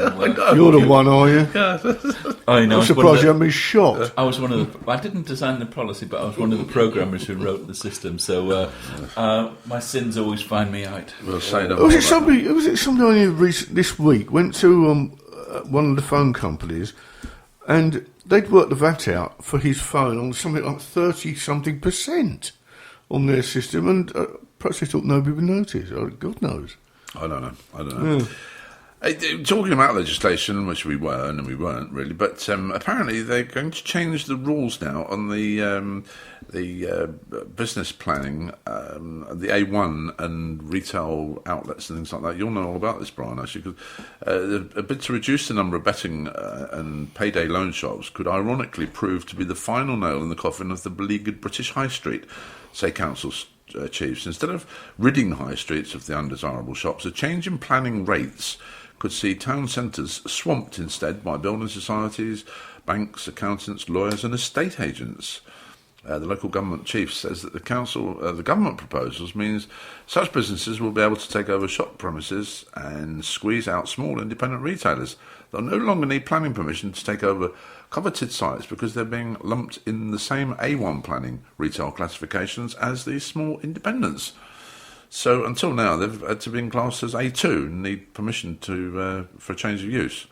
So is this the end of the high street? This is a case of prejudice leading against logic, and one of the real problems is you believe your own propaganda, and there's a presumption amongst government that the planning system is wrong, and therefore get rid of planning constraints. And the consequence of that is not that it improves the situation, but as you just rightly said, it makes the situation worse because they don't get it right. But again, I'd like to get up on my high horse about this one, about the high street, because the high street is dead. Full stop, period, you know. I mean... you made a statement that it is? Yeah. Yeah, right. Well, I went down Honiton High Street during last weekend, and I think I counted 5, and I wasn't looking thoroughly. I counted 5 charity shops. Mm-hmm. And it's a little beautiful country town. You know, the traditional high street was a mechanism for supplying the people of a town or a village or even a small metropolis. The high street was the distribution outlet for goods that supplied those people with all the things they needed: clothing, food, etc. There's also a hub of social intercourse, wasn't it? Yes, it was, but that was a sort of a byproduct of the fact that actually it was a delivery mechanism for the goods we needed. We no longer need that delivery mechanism. It's redundant. The high street is over as a retail provider of goods that we need to survive. It doesn't exist anymore in that context, and trying to revive it all the time is just flogging a dead horse if ever there was one. Well, there's a difference between wanting a vehicle for distribution goods, as you put it. The traditional high street existed 50 years ago, doesn't exist. But there is a role for a high street in a modern society. There is a role for small independent shops, and we ought to be doing something to support keeping it local. And I think that's the kind of campaign that the Federation of Small Businesses run about keeping it local, the kind of support that lots of high streets are getting. You do get a diversity in there that you don't get in shopping centres. You don't get on the internet, so you can have an actual... I'm sorry, but... it depends what you want, Alan. If you're saying you don't get diversity on the internet is the biggest supplier of choice I've ever come across in my entire life. I want all sorts of strange things at the moment for props. I spend 10 minutes on the internet and I seem to be able to find what I want. Good. I could walk around 1,000 high streets and never come close to it. But what I'm saying... We're talking about normal consumables, surely, aren't we? Like butchers, bakers, candlestick makers and you whatever. You can find things on the internet that's perfectly reasonable, and then you add in transport costs, etc. But what I'm saying to you is that there is a role for a modern high street, and there is a role for having small independent retail units. I've talked to a number of... I was part of the Newport Pagnell Wheel Tappers and Shunters Club looking after the high street, you know, and we talked to all the retailers, and the bottom line is, you know, I thought it'd be a really good idea to have a shoe shop in Newport Pagnell. There is no way that it's economically viable to sell clothes or shoes in the high street in somewhere like Newport Pagnell, because people don't want that. They don't want small independent shoe retailers. What they want is a shoe warehouse where they've got a large selection at a fair price. I would disagree with that. I think a lot of people do want independence. Listen, they don't. They want to go and have a large selection of shoes. It's what the vast majority. You might get a few quirky individuals that want something, you know, a bit unusual and a bit off the wall. I accept that totally, but actually, the vast majority of people simply don't. Disagree. They don't. It's your right to disagree. Yeah. But actually, the proof of the pudding is in the eating. You go and try and buy a pair of shoes in Newport Pagnell High Street and see who's found it economically viable to have a shoe shop. Nobody. Well, that's the problem, isn't it? When I first came to Milton Keynes, there were 3 shoe shops in Newport Pagnell High Street. There were 3 butchers. You know, it was a thriving community where people went to buy their clothes. Since the advent of the internet and the major shopping centres and all the out-of-town shopping facilities, nobody wants to go there anymore. And this is something I've made up. This is a result of research with shopkeepers. It's interesting that Lidl's have chosen this week to announce that they're going to have fashion items for sale in Lidl's. And there's some statistic I not them as well. that something like 80% of our shopping now goes through supermarkets. Yeah, that's right. Which I don't think is a good thing. Again, I'm not disputing the your remarks, Brian, about independent shops. But the independent shopkeepers that survive basically because of the internet.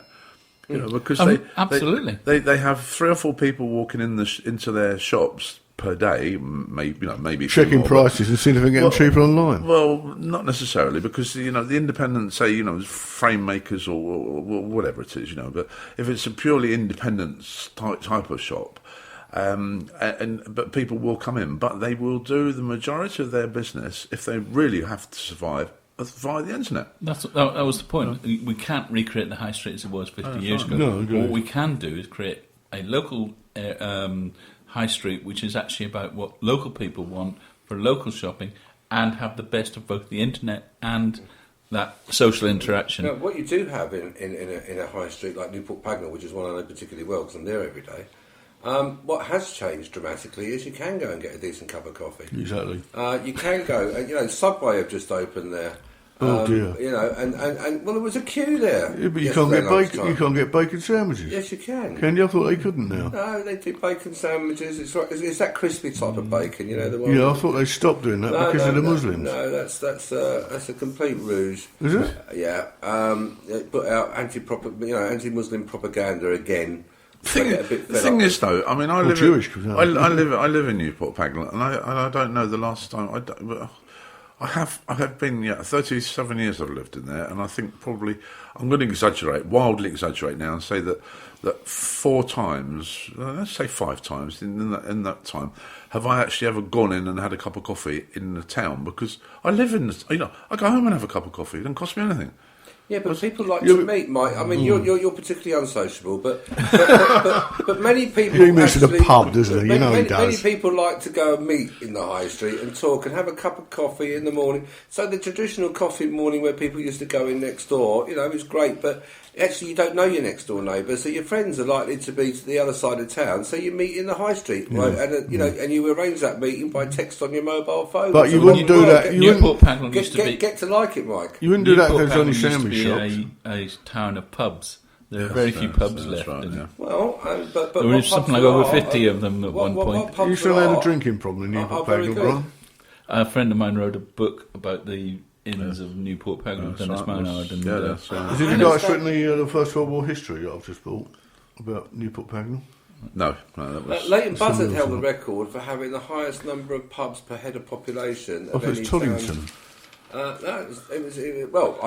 it up. I should look it up again, but I believe it to be. Leighton Buzzard had quite a number, didn't he? He did have quite a number, yeah. It was an amazing place, but there are some very good pubs in Newport Pagnell. I particularly like the improvements that have been made to one of the major high street pubs. Was it the Cannon? No, the Dolphin. The Dolphin. They've done a sterling job in turning what was quite a dingy old pub into something that's quite bright and clean and airy and lively. There's another one the point about high streets, full of youngsters and people standing in the doorway smoking. But the point about high streets is that it shouldn't be this set in aspect. There should be places that change, that develop, that move forward, and we should be encouraging that change, not simply saying, well, we've got to keep it as it was. We live in a land of shopkeepers and entrepreneurs who would actually, if there is a viable option to open a retail outlet in the high street that was going to make a profit, they'd be doing it. The problem is that there isn't the option to do that, and that's why the charity shops can survive. Well, the rates are too high. The rates are too high. Rates of rents are too high, aren't they? Well, the rates are ridiculous. They're scandalously high. It's been it's a soft touch for money from the retail community. I can't believe how much. You can't even get those facts right because it's the government that sets that. It's nothing to do with local authority.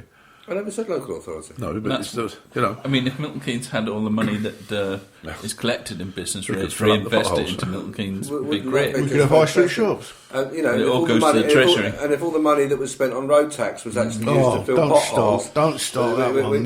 We wouldn't have a pothole in the country. We've got a gentleman called Robert Evans who's been on here this morning. Ha ha ha! Drivers get a fair deal from the government. Do me a favour. We got more chance of being abducted by woolly mammoths. He's quite right. Yeah, he is quite right. Well said, Robert. And those woolly mammoths that hang around, some of them just outside Coffee Hall. They're shocking, aren't they? Yeah.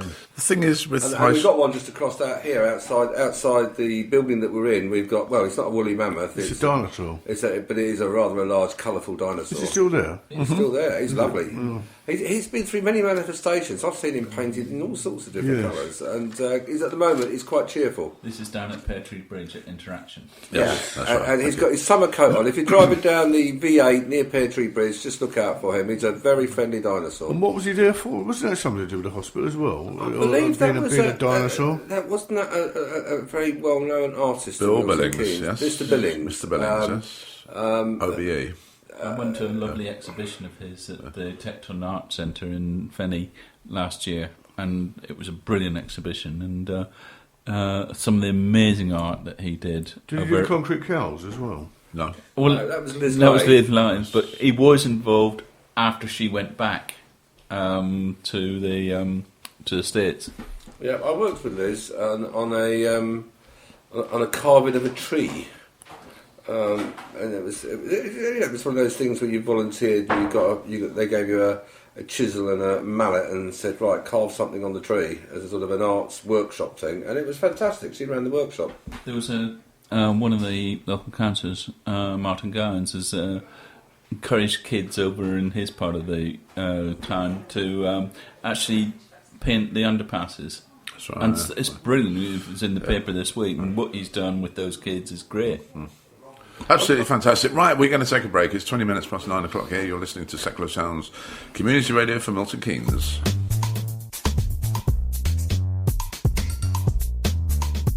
Hi, this is Lisa Lavelle. Join me for Lazy Sundays on Secular Sounds. I've got music to soothe you, move you and groove you. Sundays at 2 p.m. on Secular Sounds. For the best travel locations around the globe, book your seat for the John Gwynn Travel Show on Seclo Sounds every Monday at 12 noon. Hear the latest advice and recommendations to help you achieve maximum enjoyment and value from your trip, no matter where you want to go or what you want to do. Also, check out John's travel report as he reveals the things that the travel industry could do better. The John Gwynn Travel Show, Mondays at 12 noon on Seclo Sounds. Check it out before you check in.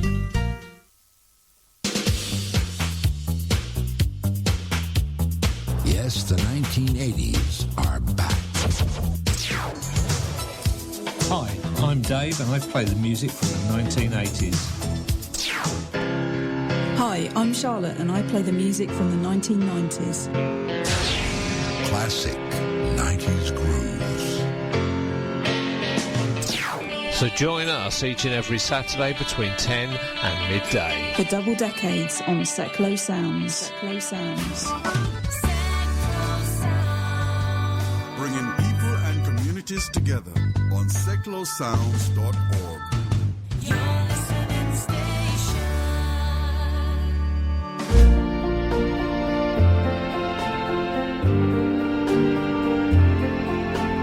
Why does the sun go on shining?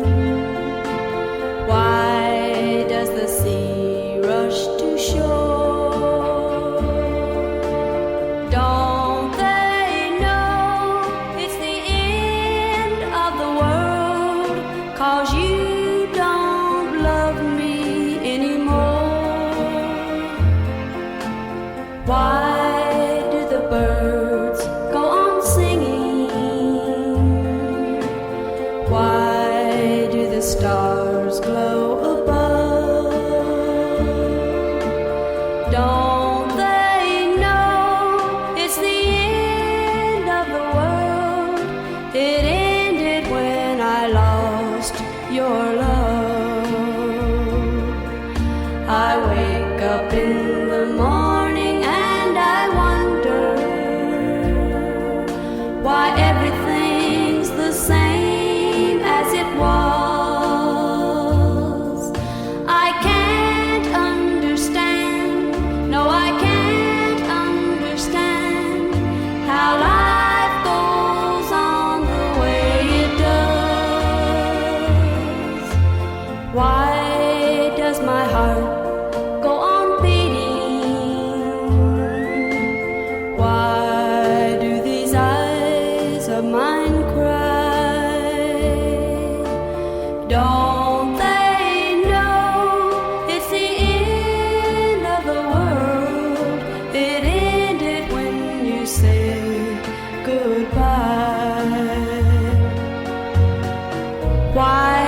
does my heart go on beating?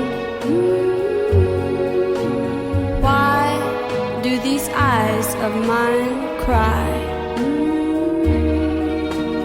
Don't they know it's the end of the world? It ended when you said goodbye.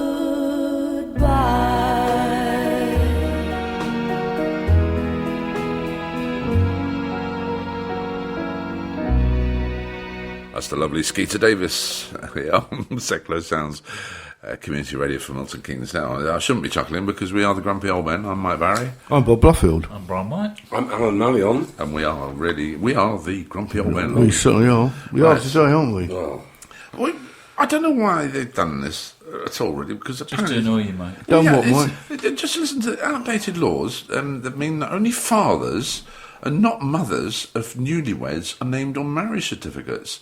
But that's going to be scrapped, David Cameron has announced. Good. The Prime Minister said it was time to address such long-standing inequality, adding, the concept of married registers in England and Wales has not changed since the beginning of Queen Victoria's reign. At the moment, they require details of the couple's father, but not their mothers. So what? The reason was, at that time, women were considered the property of men. Yeah. Oh. And it yes. goes back to those days. And it's not that long ago that we actually changed in this country to actually give women the right to be independent people. Which was a big mistake, I think, wasn't it? And I think one of the things that we're actually doing with that, and I think I applaud David Cameron for this, for changing. There's been a massive campaign. Well, you don't applaud David Cameron for much, do you? No, but there's been a massive campaign by a lot of people to actually get the certificates changed. And I think the fact that he's agreed to do it is a welcome sign. But is this going to cost a lot of money, though? No, you do. You put a name on there. What's the point, though? Where is the point? Because one of the things that people who are actually looking to prove who their mothers are and etc.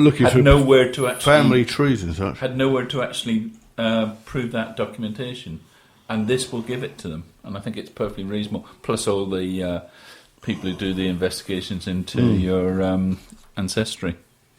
So really, it all comes back to Ancestry, doesn't it? So probably he's got shares in Ancestry.com or something, eh? Probably. Yeah, I mean... It's a bit cynical, but you're probably right. The campaign has been put a very reasonable case, and I think government has listened to it. But I just don't understand why it needs to happen, because at the end of the day, a marriage certificate is a certificate between...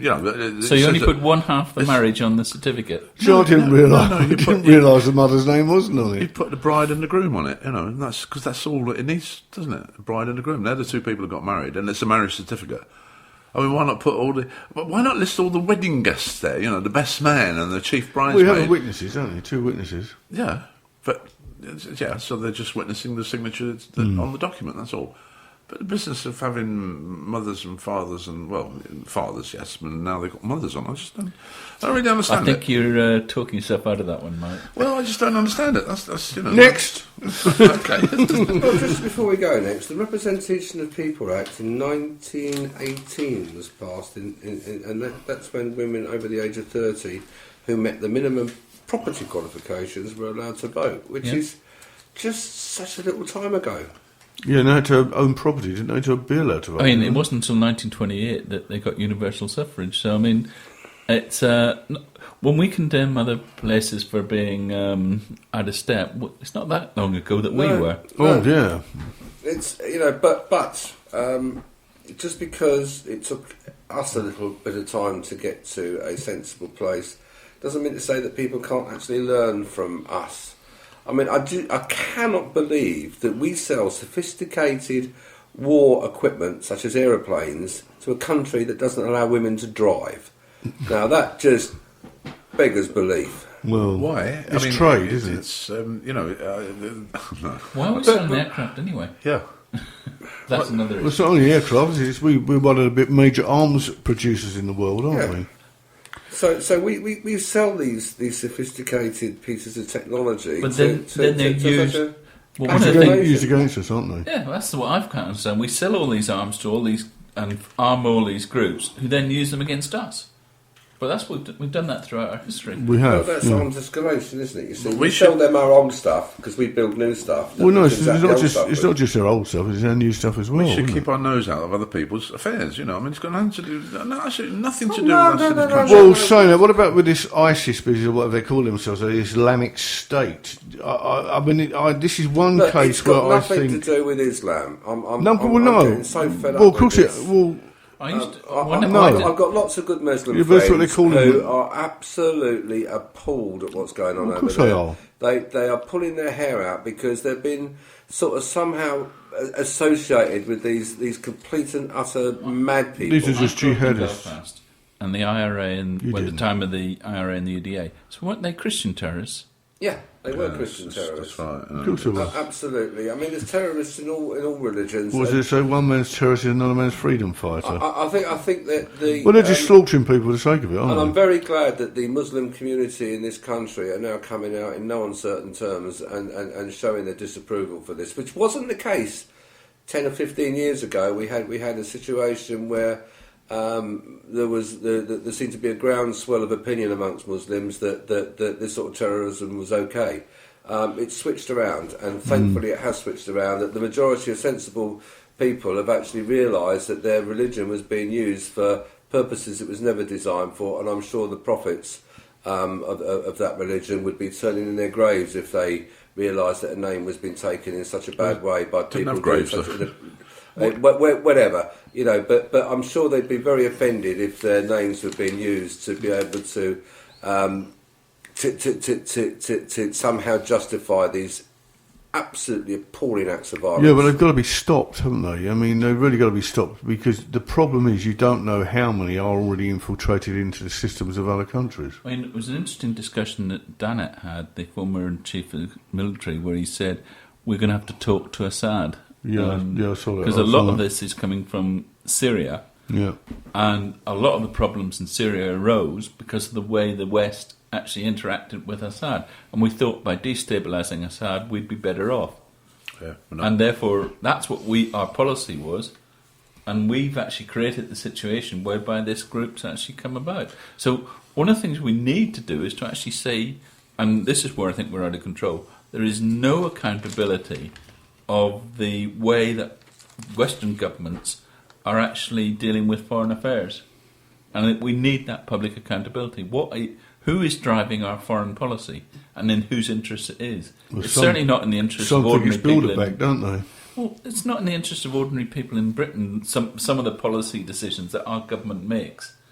And I would want to see us challenge our government and the US government. Well, what exactly are our secret services, our army, our actual foreign policy? What is it actually designed to achieve?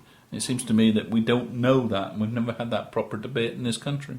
We shouldn't I either, think you're because absolutely right, a lot of Secret Service stuff should remain Secret Service stuff, you know. And Yeah, but it should be accountable, shouldn't Mike. be debated in public. No, the objective of it should be, in whose interest are the Secret Service actually operating in this country? Our own interest. What? Whose interest? Our own. Define our. People of this country. How is it doing it? But they're not accountable to government, are they? It shouldn't be either. Well, accountable to government. I'm not saying it should be accountable. public, but I do think that they should be doing what we want, and we shouldn't be doing what they want. But they are. I mean, they are accountable. I mean, there are. Well, who are they accountable to? Joint intelligence committees within the government. There is a parliamentary committee that actually looks at it, but it doesn't debate it in public, doesn't do anything. But in you America, can't- there's the Senate and Congress committees. Yeah. But again, one of the issues is that we have a whole range of foreign policy issues that don't really get debated before we end up in the situation I we're take in. your point, but if we had a Secret Service that was public and accountable, it wouldn't be very secret, would it? That's right. And that's the problem, mate. I No, mean, you just got to put a bit. I mean, I realise it's Well, politics. no, but but surely- surely you've got to come it into is this common equation. sense. Surely we're And talking in broad it's a terms, difference aren't we? Between policy and operational side, and I'm not suggesting for a moment that we name every spy that we've got. That would be daft. But what we should be saying is, what are the policy objectives that we're trying to achieve? Whose side are we on, basically? Yeah, basically. Well, I strongly suspect that the British Secret Service is actually on our side. Not always. I'm certainly hoping so. Well, that's the problem. It's not necessarily so. Are the decisions that are being taken in our interest? And the debate about whether we should be involved in Syria or not is that kind of decision. I think we've got no choice. I really don't think we have any choice but to trust the good judgment of those people that are actually defending us. Like the police. The police. I mean, you heard me earlier today criticising the police, and I will criticise the police. But actually, that's because there's a percentage of police that are doing things wrong. If you say on balance, are the police bad? I'd say no. On balance, they're probably a good thing for this country. I mean, just because something's 25% wrong doesn't mean to say it's 100% wrong. And that's my point, is I think we ought to be saying and having a debate about what is the general direction that we're going. Is our interventions in the Middle East the right way forward? Is it in our interest? That debate. I wouldn't dispute that at all. I mean, yes, those debates we should have, but that's got nothing to do with the secret services. But there should be accountability about whether they're actually achieving some of the things that we're setting out. Just on the Secret Service, and there was a very interesting article I read today about the undercover policeman. The ones in uniform? Yeah, the undercover policeman that had affairs with people. Oh, I've read a book on that, yeah. And I just, there were people wanting to prosecute them. Well, I would find it very difficult to prosecute somebody on that basis. Have you read the story of the women they were using? But actually, the women were consenting to have a relationship with somebody they thought was on their side. It was genuine, and it wasn't. They weren't. They were doing it just to get information. But surely that's the backbone of half the marriages in this country. Well, possibly. What annoys me, not so much the relationship, but who decided what were the groups that organisation, that part of the police force targeted? And you will find that they targeted environmentalist groups, civil liberties groups, trade union groups. They didn't infiltrate the Countryside Alliance. They didn't infiltrate some of the right-wing groups because they said, oh, well, they're okay. And it's that political choice that you need to have accountable. Yes, but it wasn't the Countryside Alliance that burnt down Milton Keynes shopping centre because they didn't like the fur trade. But there are elements of violence that did come out of that, which were never tackled. A couple of scallywags breaking into the House of Commons? Well, there were other ones around at the time. I can't remember exactly the details, but I remember at the time thinking, why aren't we doing anything about it? And it's because of this attitude. Oh, if it's right wing and upper class, then it's okay. Oh, and what a left wing load of trollop! Actually, what it means is country pursuits were being. This is the fox hunting thing all over again, isn't it? With city-born lefties criticising the country just because they're pursuing their natural You're missing the point. born right. It's about which groups that decision is. Who do they and who makes that decision? So what do you think is best to infiltrate then? A bunch of guys that want to go out fox hunting. I'm far more worried about the kind of Tea Party mentality that you've got in the States coming over here. Oh, yeah. That bombs abortion clinics, that bombs some of the gay bars and things like that. You remember the bombing in Soho? Yes, I do. I remember it clearly. But of course, that wasn't a group. That was one individual. That was, but there are groups in America, and you look at some of and the trend is that they tend to come over here. 10, 15 years. And that worries me far more. But there's nothing being done to infiltrate those groups, nothing being done to monitor those groups. It's always the environmentalists and the civil liberties people. They don't need much monitoring because they're quite open about what they're doing, and it's appalling. The book about this undercover police, by the way, is called Undercover, The True Story of Britain's Secret Police. It's by somebody called Paul Lewis and Rob Evans. Well worth reading. Good. Yeah. Well, we'll give that a good plug then. Just if you want to find out a bit more about it. 22 minutes away from the top of the hour, and we've got to finish around about 5 to 10 this morning because then we're going to let Dave and Charlotte in to do their programme. But did you know that nearly 20 hardened criminals are returned to high security jails every week after abusing their holiday camp conditions in open prisons? Well, there was a case of this, wasn't there? Yep, it says that just under 1,000 convicts were put back in closed conditions last year after being caught with drink or drugs or going on the run even. The number has doubled over the last 2 years, prompting claims that the Ministry of Justice is putting the public at risk by using open prisons to house unsuitable inmates. Well, there was a case on TV the other day where they filmed a convicted murderer. He killed his wife by stabbing her 7 times. He was driving the minibus, unescorted, with all these other yobbos that were in open prison in Boston, in Lincolnshire. Yeah. And they were questioning it because they're claiming now that they were bringing drugs into the prison. They were doing drug deals while they were out, and God knows what. It's unbelievable, isn't it? Well, it's not unbelievable because it's happening all the time. Sorry, it's unbelievable. No. But I'm just saying, no, it's not. Out on the free will go and get themselves a few beers. I did correct that. Just to, it's very believable, Of course it is, yeah. It's difficult. It must be very difficult for the police authorities and the prison authorities and the legal, structure of this country.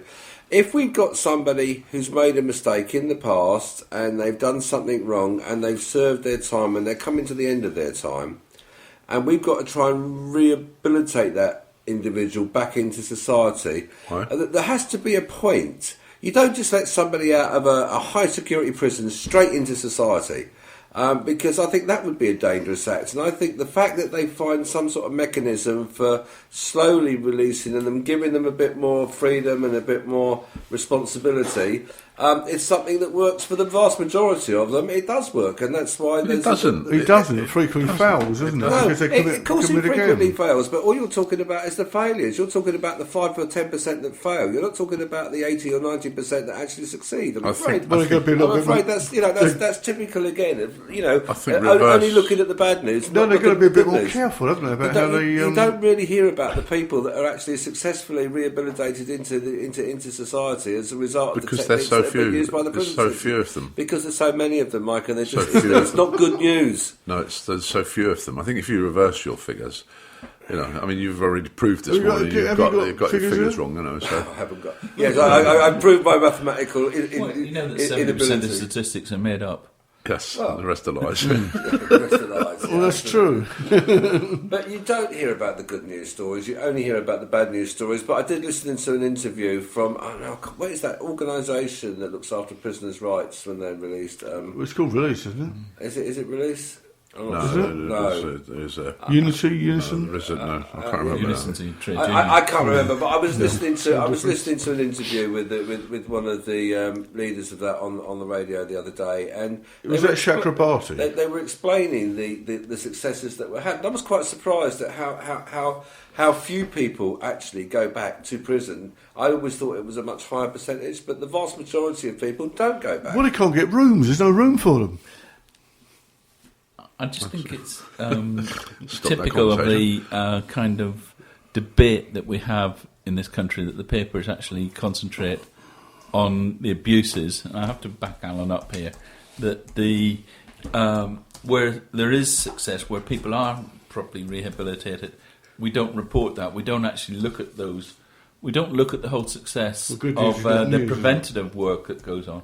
And what's really frightening are the changes that Grayling's making to the probation service, which is what the vehicle which gets a lot of this success happening, and the kinds of changes that he's making are really quite frightening, and the undermining of that service. What changes is he making?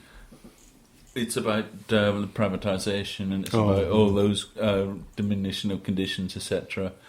And the attack on the public services that's happening is just frightening. And what we rely on is these people to actually take people who have gone astray and are, if left, would be the kind of people you're describing, and turning them back into somebody that can actually make a positive contribution. And if you take that out, then there'll be no surprise they'll come straight back out of prison, reoffend, and we'll have real problems. Yeah. And probation services are a really undervalued and misunderstood organisation. But fine letting them go in a minibus to go back into the community, to go in the pub and whatever, but shouldn't they be supervised?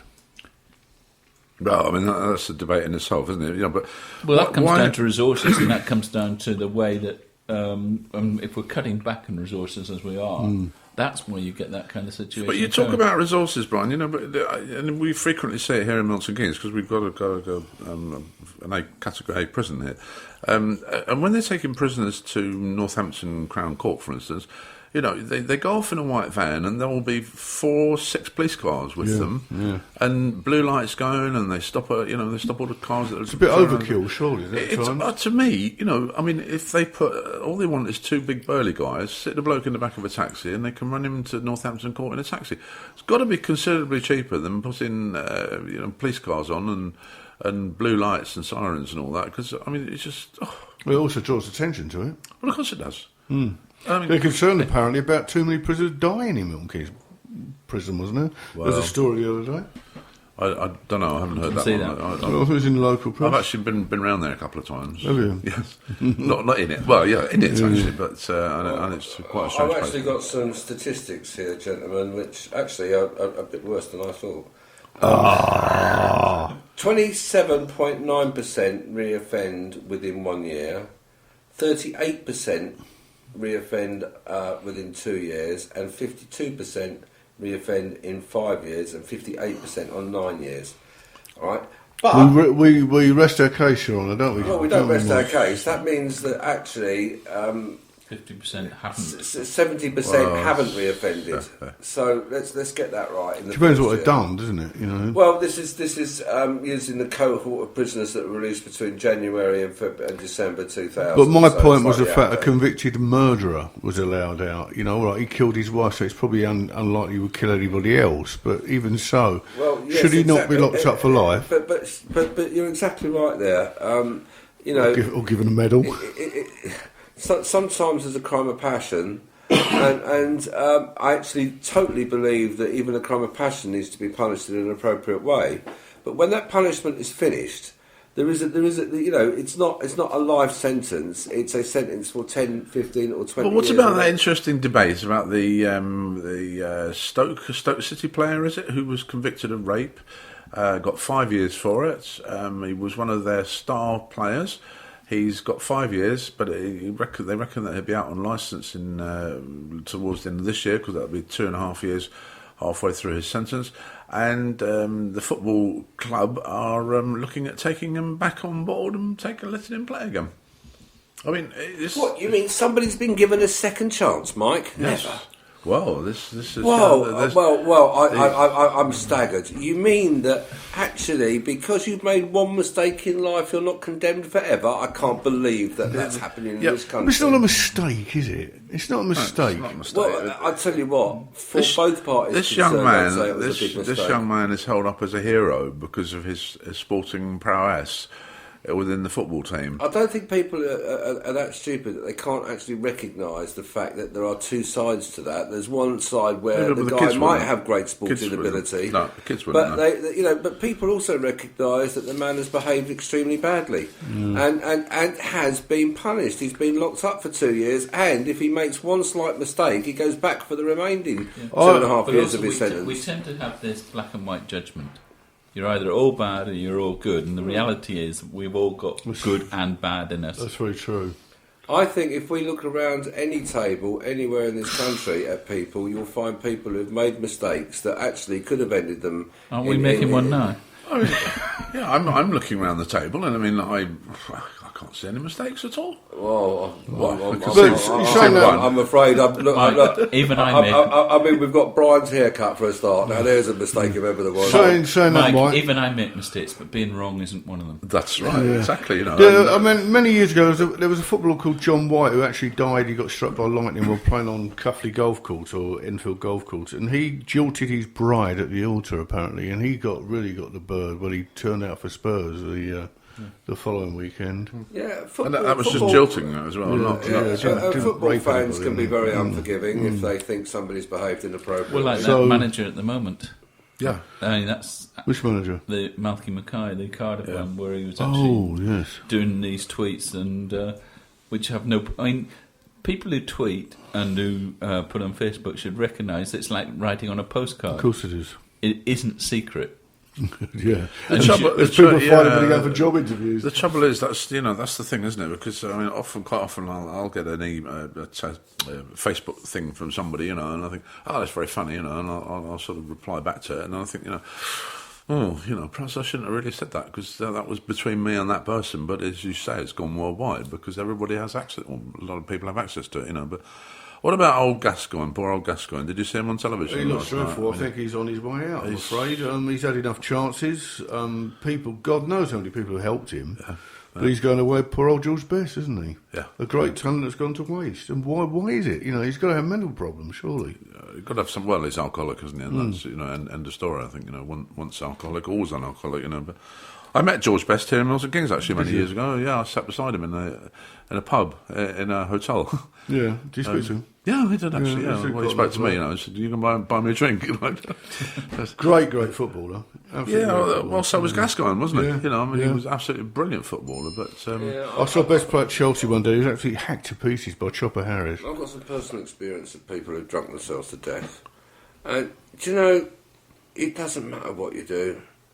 They're on a path that is very, very difficult to get off, and I've tried to do, for one particular person, I tried to do all sorts of things, and I tried to get them into AA, and tried to I did actually get them on detoxes. Well, they tend to resent it, don't they? And yes, it's you're just fighting a losing battle. But that's one of the issues, is that people who have drugs problems, people who have alcohol problems, it isn't just them as an individual, it's their families, it's their friends, they get affected. Yeah.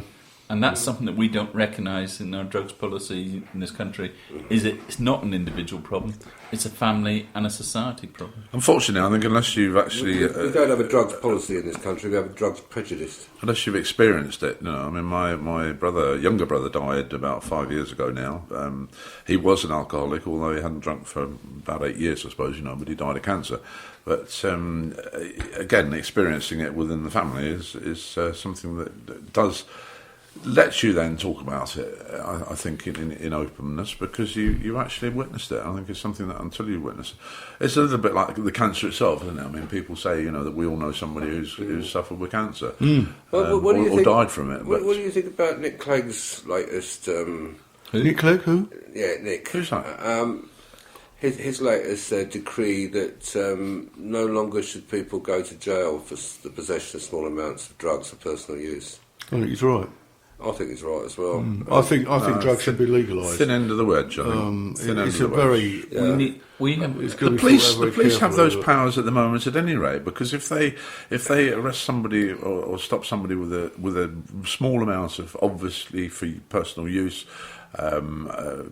drugs on them, then they will give them a caution. There is a real problem with the way that we debate drugs in this country. Yeah, there is. And I think we should have a royal commission to look at the whole of drug policy. That includes legal drugs like alcohol. Yeah, it includes prescription drugs. And we ought to have a royal commission that takes that evidence and looks at the whole thing dispassionately, and then we can have a proper debate. Yeah, and look what happens when we have a had proper a drug debate. czar, didn't we? We had a drug czar, Professor Nuttall.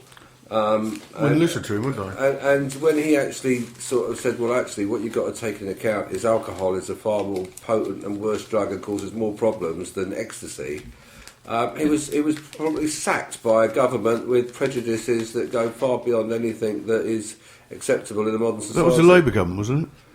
It doesn't really matter what flavour of government it was. I think he'd have been sacked by whatever flavour of government, because government can't cope with it. They can't face the truth about drugs. You can make that into a film if you're not careful. I don't think it's the government that can't make it. I think it's just... Daily Mail certainly couldn't face that. Because every government is scared of the Daily Mail readers, and the Daily Mail readers can't distinguish between somebody having a puff on a bit of weed and injecting themselves with heroin, and they can't distinguish between the two. And they certainly don't recognise alcohol as a drug. Because most of them actually go out, they drink their glass of wine and then have a moan about somebody having a spliff, which is hypocrisy in the greatest sense of the word. No, we had this... Which is why we need a Royal Commission. Absolutely, I totally agree with you. A Royal Commission would be a good start. Start with the Queen. The trouble is, I have a Royal Commission, but is anybody really going to take any any notice of it, because we've had Royal Commissions What before. we need to Princess do Margaret is had a take, drink what we need problem. to do is take the gangsters out of drugs. That's what we need to do. That's And you only did it by legalising And the it, only can't you? way you can do that is by making them available through some sort of legal channel. So that's how you get rid of the gangsters. That's how you get rid of the prostitutes that are dependent on drugs. That's how you get rid of the whole negative side of that drug culture. And can somebody please recognise that the war on drugs has been lost a long time ago? Well, there was something like, if you look at the organised crime figures, it's something like £24 billion or something astronomical that is actually we are losing as a country simply because we won't tackle organised crime. Yeah. So, and you're absolutely right. What we do need to do, and the point, Mike, is you need to start somewhere. A Royal Commission is a starting point. It's not a finishing point. Yeah, well, I don't even. Well, yeah, I suppose it is really, but it's. We have a lot of debate this morning, didn't we? Really, because It's been very good, very good. But Very healthy. Brian's sort of wanted a lot of debate on all sorts of things this morning, So that's I don't know. But do you know something, Mike? What's that? I think the grumpy old men. There's one thing that I think we're fairly united on, that common sense is winning through in most of the debates that we've had this morning. I think I thoroughly agree with you. Yes. Right, Charlotte and Dave are waiting in the wings to bring you their style of music between 10 o'clock and 12 o'clock here on Seclo Sounds. So from me, Mike Barry. Me, Bob Bluffield. Brian White. Alan Marion. We say we are the Grumpy Old Men. But we'll see you again next week between 8 and 10. So Bye-bye. Have a good bank holiday See weekend. you tomorrow, Trish. Nights on the beach, walking, always silent, never talking. Then you call my name, and I know inside I loved you. Sail away, I miss you more until you see the shore.